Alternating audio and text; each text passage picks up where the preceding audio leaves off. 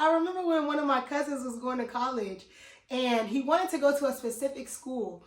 And my aunt called me like frantically. And I'm like, Auntie, what's wrong? What's wrong? What's wrong? She's like, he's upstairs. He's talking about he's going to this school. And I told him, no, you can't go to that school. You can't go to that school. You have to go to a better school. Please, Amarachi, come over and please convince him not to go to this school. Every child has to run the race that they have to run. Every child has to do what is for them.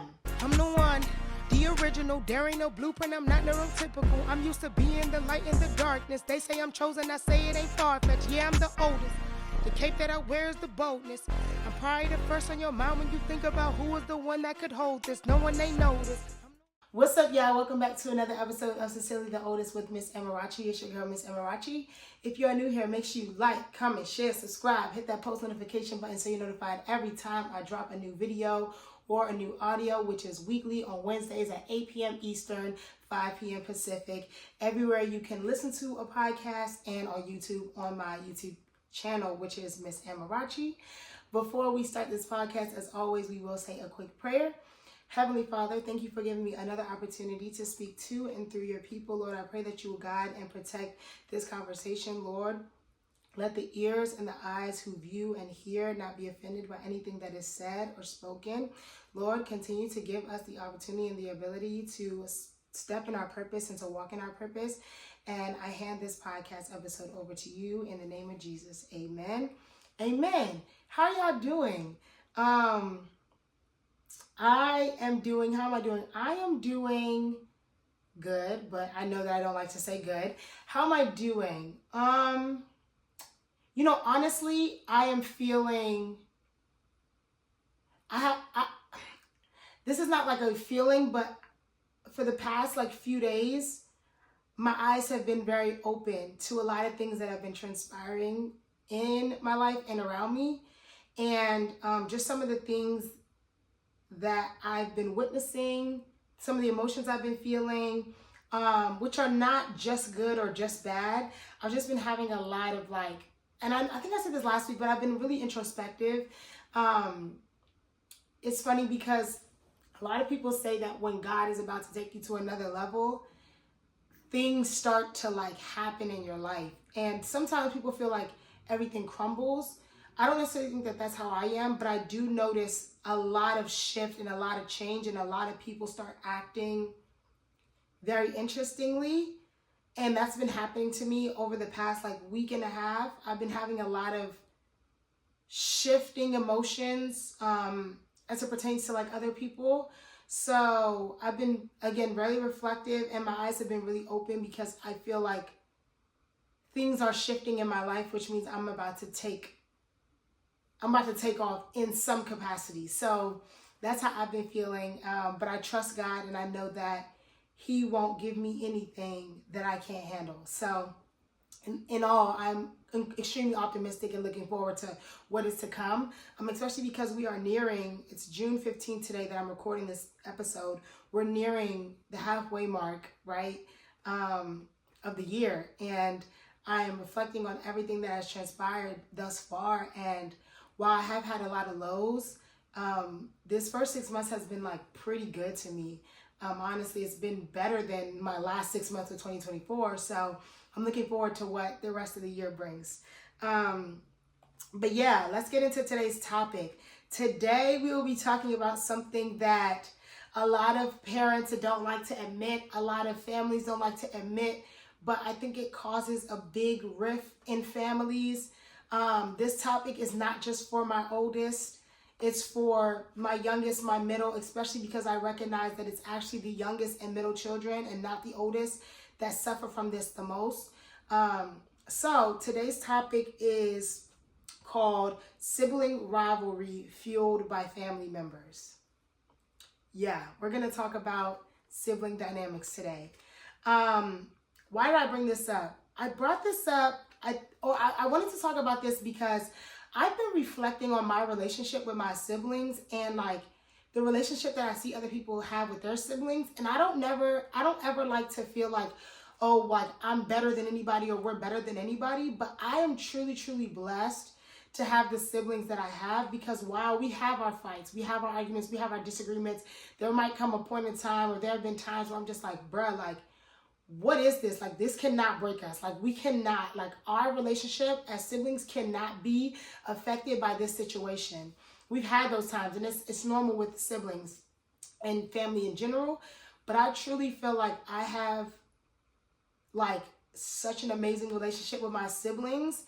And I think about, like, how, again, one decision, one action, one word, one thing could have shifted this in a certain direction. And I also think that, like, we've had really, really good examples, right? Like, my mom has a lot of step siblings, but her biological brother, like, she has a pretty good relationship with him, even though he lives in Nigeria. And then my dad, there are five of them, so he has 4 other siblings, and he has a really good relationship with all of his siblings as well, even though most of them live in Nigeria. One of my aunts lives here in the U.S. Two of one of my uncles and one of my aunts lives in the U.S. The other 2 siblings live in Nigeria. So there's 3 of them here, 2 of them there in Nigeria with my grandma. Cool. So yeah, I definitely think that me and my siblings have a good relationship because of the example my parents have set for us. But again, I think about and I look at the dynamics of siblings, of other siblings that I see around me, and I'm like, I wonder what this relationship, or why this relationship was caused, or how this relationship was shattered. And I think about the role that parents play in sibling rivalry. And that's why I wanted to talk about this. So y'all know I love a good story, and that's not going to stop. So I'm going to tell a story. And it's actually going to be about my family, but I know this happens a lot in other families. So as you all know, and as I've told you all, I have an older brother. He's the only boy. I am the oldest girl. I have 2 younger sisters. My older brother's, like, college route was not traditional. So my brother, of course, got his high school diploma and then went to school for a year, and he wasn't doing well. I think, like, just for him and his personality, like, the school didn't fit him, which is fine, right? Like, every school is not for everybody. But that was also around the time that my dad was in Nigeria. So my mom decided that she just was going to send him to Nigeria so he can be with my dad.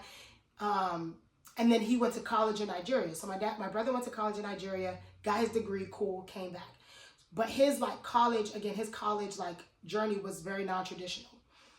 I, however, had a more traditional journey in college. I did my 4 years of high school.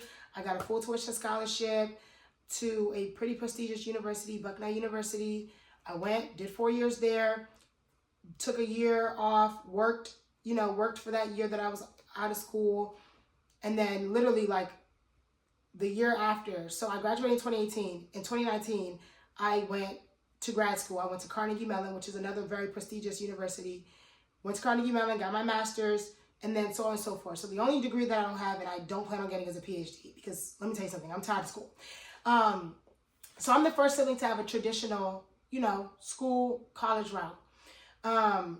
So when it came time for my sisters, who are currently about to be juniors in college, when it came time for them to go to college, of course, because I had a traditional route, and also my mom had a non-traditional college route as well. And my dad, he had a kind of traditional college route. He went to Howard and he got his master's. But again, my dad was in Nigeria, whatever. So because I was the only one in the household who had a traditional route in college, my mom and my dad, of course, seeing the great education I got and, where I went after Bucknell, as parents who care about their sick kids, not their sick kids, as parents who care about their kids, and who want the best for their kids, and who have seen success from one of their children, me being that child, my parents were like, okay, Mama and KK, those are my sisters. You all are essentially going to do the same thing your sister did. So the scholarship that I got was called Posse. So again, Posse is a national scholarship. They were like, you're going to apply to be in the Posse program, or your sister's going to nominate you to be a Posse scholar. You're going to go through these interviews. You're going to go to one of these Posse schools. After Posse school, you're going to go to master's, and you're going to do what your sister did. All for it. The youngest one, Mama, who's like the most outspoken of all of us. If y'all think I'm outspoken, you haven't met my sister yet. They're going to be on season 2. But Mama was like, I'm not doing that. I have no interest in going to any of those schools. I'm going to an HBCU. My mom was like, well, you don't have no choice. You're going to do it. And my sister said, well, I do have a choice and I'm not going to do it. And my sister did not do it. She was like, I'm going to HBCU. I don't care about what you're talking about. I already knew this is the life and the path that I wanted to take. KK, on the other hand, who's the oldest twin, she was a little more open to it. She went through the posse process. Well, she went through the first interview. Well, she went to the first interview and then found out that they were just really, really late during the interview. And so my mom was just like, okay, I'm just going to come pick you up. So my sister actually never really went through the process, if I remember correctly. She still applied to Bucknell, however, and didn't get in, which I have some questions for Bucknell, because that is insane that my sister didn't get into to Bucknell after everything I've done for Bucknell. And I know, because I actually have been an admissions counselor for Bucknell, that y'all be letting in legacies who literally don't do nothing except their legacy. So Bucknell, I have a bone to pick with you, but I'm going to leave that for another day. Anyway, so my sister, she applied to Bucknell, didn't get in.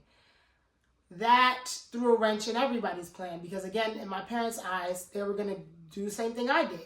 So now they're like, okay, well, we're in uncharted territory. Let's figure out this college thing. Because by December of 2013, because I graduated from high school in 2014, by December of 2013, I already knew where I was going to college. Matter of fact, by November, I knew where I was going to college. I had already got my scholarship by then. So for my sisters to not have it and to not get into schools, and like, it's nearing March, April, May, we still trying to figure out what are these kids about to do. Finally, of course, they then got into college. My sister went to HBCU. My other sister went to another school in Maryland. They're doing well. They're thriving. But I wanted to bring up that story because, and also my parents were fine with where they're at. And they're, again, like I said, they're making us very proud and we're happy for them. But I wanted to bring that up because that situation could have easily went left if my sisters weren't the type of people that they were, and my parents weren't the type of parents that they were. Far too often, I see and I hear and I've watched parents, aunts, uncles, grandparents, older folks, OGs in the family, select one, maybe two people or children in the family, niece, nephew, daughter, son, whatever. And they use them as the model. And all the other siblings, all the other cousins, all the other nieces and nephews have to follow in their footsteps or do better than them in order for them to be validated, or in order for them to be loved on and like looked at as successful, right? Does that make sense? So like, let's say me, for example, if the situation was different, right? Let's say I'm the one that was selected as the best daughter, the one that everyone needs to strive to be like, right? And my sisters didn't do what I did. Let's say my parents weren't the parents that they were. In another situation, they may not have treated my sisters well, right? They may have been like, HBCU, why are you going there when you can go to a prestigious school like your sister? Or you didn't get into that school, you didn't get into Bucknell like your sister did, you must not be as good as her. You must not be as smart as her. You must not be as focused as her. What's wrong with you? Why don't you want to do the scholarship? Why didn't you get that? Why didn't you get the scholarship like your sister did? You know what I'm saying? And it's crazy because I've actually had aunts and uncles tell me like, oh, I want, you know, again, not even just aunts and uncles, people in the community, they see my success and they're like, I told my daughter she has to be like you. I told my son she has to be like you. Did my son follow you on Instagram? Because I told him you're the person that he needs to be watching. You're the person you need to be like. Talk to my son about this school. Tell him that. Literally, like I remember when one of my cousins was going to college and he wanted to go to a specific school, and my aunt called me like frantically, and I'm like, Auntie, what's wrong? She's like, he's upstairs, he's talking about he's going to this school, and I told him, no, you can't go to that school, you have to go to a better school. Please, Archie, come over and please convince him not to go to this school. So I went over to my aunt's house and I'm like, what's up, cousin, how you doing? He like, bruh, she talking, I ain't trying to hear her, I'm going where I want to go. I said, okay, well, let's calm down. First of all, let's look at let's look at the you know, what you're looking at. Okay, I said, this is the school you want to go to. Why do you want to go there? Because they be turning up, they be having fun, they be partying. Okay, well, you're not going there because we don't need that. We need you to go to school. Yes, have fun, but we need you about this education. If your mama go pay all this money for you to go to school, You need to be somewhere that you can actually get a good degree and a good education and not just go and party because you're going to waste your money. So then I sat him down and I was like, okay, what other schools have you looked at? He's like, oh, this school, this school, this school, this school. I'm like, okay, I don't really know much about these schools, but from what I've heard, I don't really know that these might be the best option. But then I sat back and I thought and I said, I have a friend who goes to this, and I'm not going to say the school because that's going to give away who I'm talking about. But I said, I have a friend who goes to this school. This friend is doing very well at this school. He has fun, he parties, but he also goes to school. This is in a good area. You know, I feel like you would do well here. And they're giving you an incentive to go to this school. They're giving you a free laptop, free this, boom, boom, boom, boom, boom. And it's not as expensive as the other schools you're looking at. How would you feel about that? He like, okay, like I'll think about it. Let me talk to your friend. So he talked to my friend. And after talking to my friend, he was like, okay, bet. Yeah, I want to apply there. I want to go there. He applied to school, got in, went 4 years, killed it, did great, had his fun, right? Got a good education from a great school, you know, a school that people know about. And on top of that, I was able to then calm my aunt down because my aunt was like, he has to go to Yale, Harvard. I was able to calm her down and say, look, you don't have a Yale, Harvard son, so please, no disrespect, but he's not there. But he's going to this school. It's a very good school. Look at it. It's ranked in the top, 100. I also have a friend there who's been there for 2 years. So he has somebody that's like a big brother that will look out for him. And she's like, okay. And your friend said it's a good school? I said, yes. My friend said it's a good school. He's doing well. He has his friend group. He's not into no trouble. And the school is not too far. It's not across the country where he's trying to go. It's close enough where you could drive up there and see him if you want. She was good. She was happy. Like I said, cool. But I digress. And, well, not I digress, but I wanted to also bring in that example because, once again, I think that it's, thankfully, my cousin trusted me enough, and my aunt trusted me enough, but my cousin trusted me enough to where he knew I wouldn't tell him to do something just because I did it or because his mom wants me to be like him, and more so because I have his best interest at heart.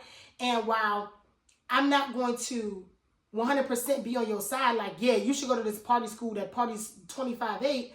I'm also not going to be like, oh, you have to go to this Bucknell University type school in order for you to be a good functioning member of society. Because I have people who I graduated from college with who are menaces to society. They were menaces while we were in college. I'm talking about the stuff that I've seen in college. That'll be another episode. But anyway, as I was saying, I think that, like, again, parents, y'all mean well. Aunts and uncles, y'all mean well. But y'all have to remember that everything ain't for everybody. And just because you saw me go through a process, and just because you saw me thrive at this university, or what you saw as me thriving, doesn't mean that was my experience. Doesn't mean that I didn't have the hardest 4 years of my life. Because let me tell you something. Going to Bucknell was some of the hardest 4 years of my life. Y'all don't know what we went through as Black students on that campus. I'm talking about the second day we was on campus. We had an incident. It was stuff. Mind you, I went to Bucknell in the middle of Trayvon Martin. Trayvon Martin happened maybe like 2-3 weeks after I got to campus. Michael Brown. Sandra Bland. All of this happened while I was in college, in a predominantly white university, in a 100% white town, the middle of Trump country. I'm talking about Lewisburg, Pennsylvania is not even on a map. You know what I'm saying? So I think that, like, when, again, parents, y'all be meaning well, but y'all have to remember that every child is going to have to, and this is kind of blending into the onion, but every child has to run the race that they have to run. Every child has to do what is for them. Just because you saw me do something, yes. I'm going to validate the fact that I can be used as a role model and an example for your young child, right? If something I'm doing or something that I'm saying sparks a nerve or sparks something in your brain, like I want my daughter to emulate Amarachi, that brings me joy, because that shows me that, again, you feel like what I'm doing and the journey and the path that I'm on is good, and you want your child to be like me. And I love that. Like, I love when people tell me, that they look up to me, that I'm their role model, because again, like, it shows me that I'm doing something good in this world, and that's all I want to do is impact lives. You know what I'm saying? I've had people, like, there was one time where I was at a wedding. I was at my cousin's wedding, and this uncle that I had, he pulled me to the side and he was like, you know, Marcia, I want to tell you something. He said, you are the reason why I allowed my daughter to select the degree that she selected. And I said, what do you mean? And he said, my daughter, she wanted to be an art major or something like that. And I kept telling her, art, what are you doing with art? You can do art and do engineering. Why? You need to do this, da, da, da. He said, it was after I saw a Motivational Monday with you where I realized that, you know, yes, I want my daughter to be in a field where she can make money, but if she's not happy, then that's not going to make me happy. And I don't want my daughter to be resentful or to be unhappy because I'm forcing her to do something. And so because of that, he made the decision to allow his daughter to do what she wanted to do. And now he literally said now she's in art galleries, she's touring the world, she's doing da da da. And it's because of you. It's because you showed me that, like, it's important to allow your kids to do what is on their heart because it's their life. You know what I'm saying? And so bringing it back and, like, I guess, like, coming to the closure of this episode, yes, find people in your family who you want or identify people in your family who you want your child to be like. You know what I'm saying? Like, look at and recognize the strengths and the beauty in where your niece or nephew or daughter have gotten to, or the heights that they've gotten to. But allow your children to go the path that they wanted to go, that's for them. You know what I'm saying? Because, I mean, technically, being that my older brother didn't have a traditional college route, I could have also been like, well, this is my example, so I'm also not going to have a traditional college route. You know what I'm saying? But I did what I knew I wanted to do. And at the end of the day, that's what worked for me. My sisters did what they wanted to do. And at the end of the day, that is what worked and has been working for them. And thankfully, my parents have gotten on the bandwagon and have supported them in the decisions that they have made. And they don't just say, you have to be like your sister. They say, look at your sister and look at how successful she is. You see what she's gone through. You see the trials and tribulations she's gone through. Learn from that. Use that as a benchmark. Use that as, you know, a thing that encourages you to do better and push forward. Like I said, I say all that to say, like, and this is the onion, which, like I said, is similar to what I've said before. Everyone's race is their own. When you try to force someone else to run their race, you run the risk of causing them to fail because that wasn't their race, right? You have to run your race. You have to allow your children to run their race. Another similar, you know, analogy to the onion is when you're in traffic, right? You see the lane on the left is going 70 miles an hour. You going 3 miles an hour. You move over to the left lane, and now the left lane is going 20, and the lane you just left is going 85. You get mad. Why did I move over? But you didn't think about the fact that everybody else saw the lane on the left moving that fast. And so they was like, okay, I'm going to just follow them and I'm going to just do what they doing. And then it gets congested. And then the people on the right who just stayed in their lane, stayed on their path, stayed running their race, are now 25 steps ahead of you. And you are now behind somebody. Catch it. You are now behind somebody that you actually could have been in front of. But all because you wanted to run the race of the red car. The red car is still in front of you, but now you are behind the black car, the blue car, the orange car, the green car.